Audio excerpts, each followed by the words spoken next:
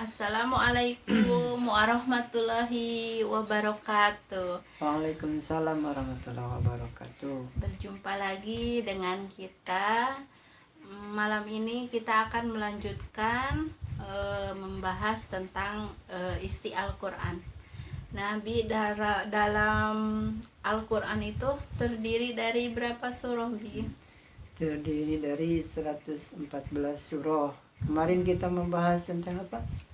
Tentang Al-Quran ya? Iya. Jadi kemarin, video yang kemarin kita membahas Al-Quran dan fungsinya Al-Quran ya.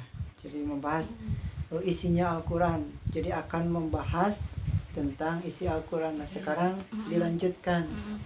Nah dari berapa tadi? 114 Dari surah. 114 surah itu, kenapa surat Al-Fatihah menjadi surat pertama? Surat pertama. Jadi Al-Quran itu ada 114 surah, diawali dengan surah Al-Fatihah, terus diakhiri dengan surah An-Nas.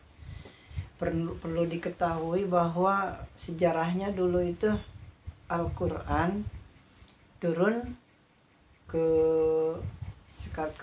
kepada Nabi Muhammad itu ada 2 tahap. Yang pertama yaitu dari Lauh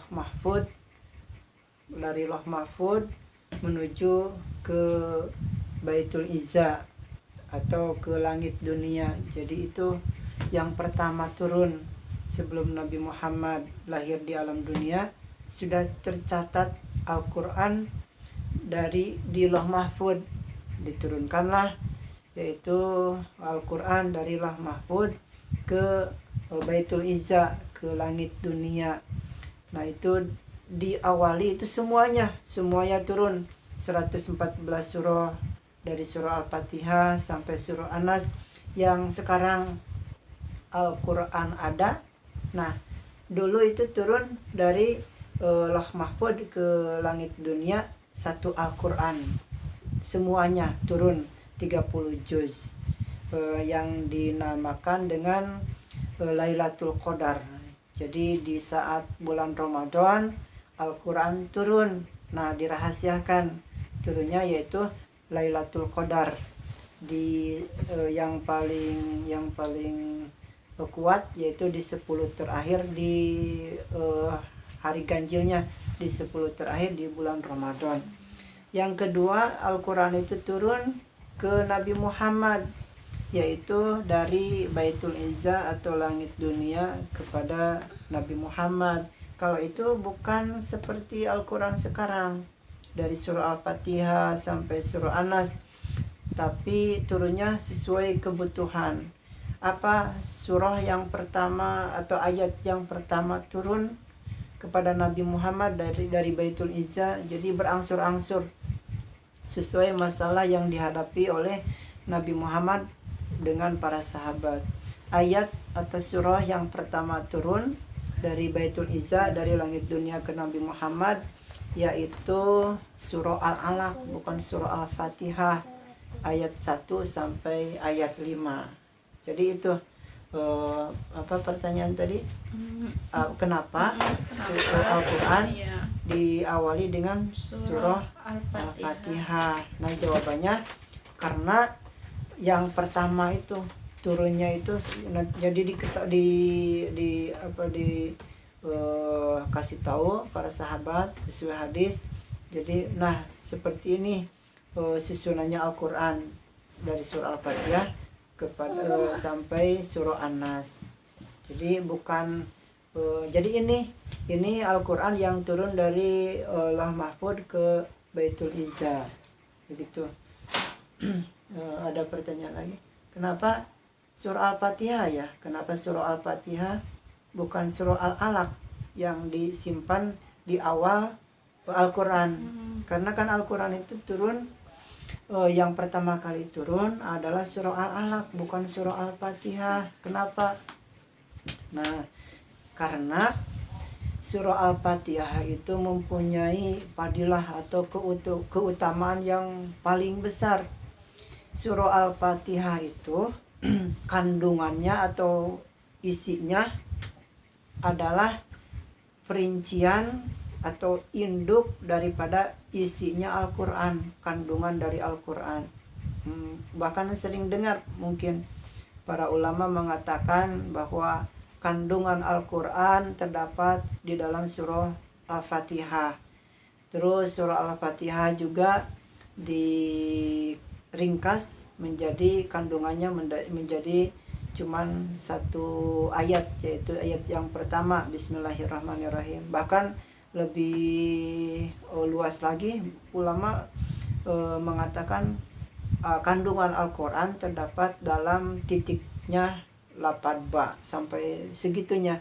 Jadi surah Al-Fatihah itu dijadikan pertama atau awal Al-Quran karena surah Al-Fatihah itu kandungannya adalah tentang isinya Al-Quran. Jadi induknya di situ, maka surah Al-Fatihah disebut dengan Ummul Quran atau induknya Al-Quran. Makanya surah Al-Fatihah artinya apa?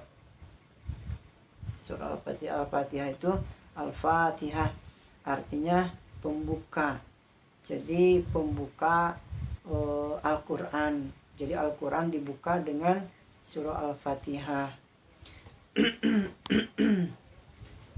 Bahkan surah Al-Fatihah itu sebenarnya banyak nama-nama surah Al-Fatihah. Yang kita tahu kan surah Al-Fatihah doang. Tapi selain surah Al-Fatihah itu banyak. Ada Sab'atul Masani. Ada juga surah Al-Fatihah itu ada juga surah Al-Kamilah, surah yang sempurna. Terus Ummul Quran. Banyak nama-nama surah Al-Fatihah. Jadi disimpan di awal surah Al-Fatihah. Bahkan bukan hanya pembuka Al-Quran. Surah Al-Fatihah itu sebenarnya pembuka semua masalah. Bahkan ada yang kan biasanya kalau kita ada apa-apa syai'ulillahilahumul Fatihah. Kalau ada apa misalnya ada yang sakit, kita doakan yang si fulan kan sakit, sedang sakit, kita doakan semoga lekas sembuh, Al-Fatihah. Jadi seperti itu. Banyak ada masalah menyangkut atau dikaitkan dengan surah Al-Fatihah, karena surah Al-Fatihah itu pembuka semua kebaikan. Jadi bukan pembuka Al-Quran aja, tapi pembuka semua kebaikan. Terus ada hadis kan mengatakan suratul Fatihah 5 quri'at laha. Surah Al-Fatihah itu tergantung apa yang di dalam hati atau yang ditujunya itu untuk apa. Jadi membaca surah Al-Fatihah di dalam hati atau tujuannya untuk apa, insya Allah dibukakan oleh Allah Subhanahu wa Ta'ala. Itu surah Al-Fatihah, tapi dengan syarat jadi kalau ada ayat pilihan untuk ini, ada ayat-ayat yang fungsinya untuk ini, padahal cukup dengan surah Al-Fatihah. Cukup dengan surah Al-Fatihah asalkan hatinya benar-benar bersih, asalkan pribadinya benar-benar bersih. Kalau bersih, ayat apa aja yang baik insya Allah dikabulkan oleh Allah. Tapi sebaliknya, walaupun ayatnya khusus, ayatnya benar-benar ayat pilihan, tapi dirinya tidak baik, tidak akan diijabah oleh Allah Subhanahu wa Ta'ala. Itu tentang surah Al-Fatihah. Ada pertanyaan lagi atau yang gak ngerti? Berarti lumayan panjang ya Bi. Jadi kalau bahas mulai dari Bismillah sampai akhir kayaknya nggak bakalan selesai malam panjang. ini ya. Bahkan surah Al-Fatihah juga kan kalau digali terus kepanjangan. Nanti dibahas bagaimana surah Al-Fatihah itu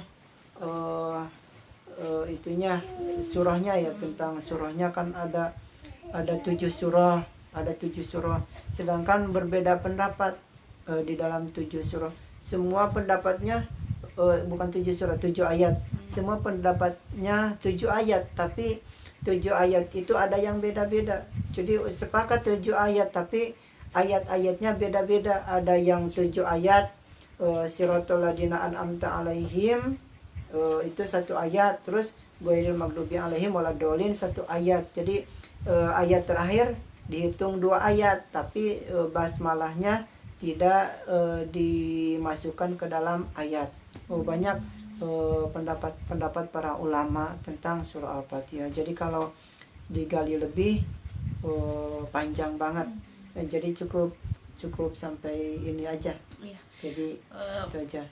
Malam besok lanjut lagi ya. Jadi kesimpulannya apa tentang surah Al-Fatihah? Surah Al-Fatihah itu adalah artinya Al-Fatihah pembuka Al-Quran. Jadi Al-Quran dibuka dengan surah Al-Fatihah. Kenapa dijadikan pembuka surah Al-Fatihah itu? Karena itu induk daripada kandungan semua Al-Quran. Seperti buku kan, buku ada pendahuluannya. Nah, nanti dijelaskan itu tentang isinya, itu dibeberluaskan dengan isinya. Jadi ini gambaran. Jadi gambaran surah Al-Fatihah itu ada 3. Pertama yaitu rububiyah. Rububiyah itu menjelaskan tentang ketuhanan yaitu Allah Subhanahu wa taala. Yang kedua tentang hukum-hukum atau aturan-aturan di dalam Al-Qur'an. Yang ketiga adalah tentang hikayah, tentang kisah-kisah.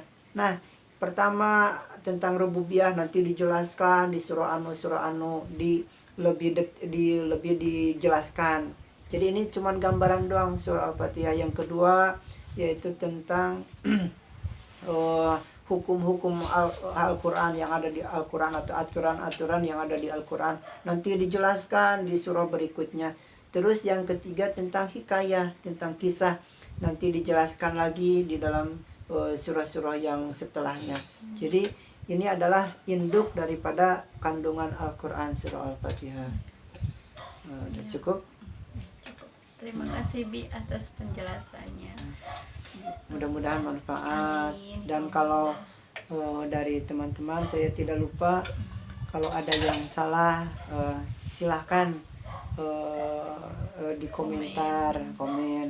Terus kalau belum paham, ada yang gak jelas, silahkan komentar. Terima kasih. Wassalamualaikum warahmatullahi wabarakatuh. Waalaikumsalam warahmatullahi wabarakatuh.